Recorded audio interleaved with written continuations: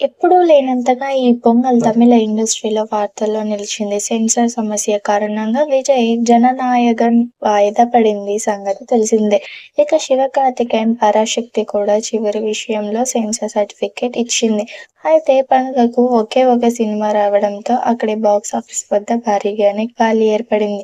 దీనిని భర్తీ చేయడానికి నేను వస్తున్నా అంటున్న కార్తీక్, ఆయన కథానాయకుడిగా నలన్ కుమారస్వామి దర్శకత్వంలో రూపొందిన తాజా చిత్రం 'బాబా ది ఇయర్' కృతి శెట్టి కథానాయికగా తొలుత అనుకున్న షెడ్యూల్ ప్రకారం డిసెంబర్ 12న విడుదల కావాలి. కానీ అనుకోని కారణాలతో వాయిదా పడింది.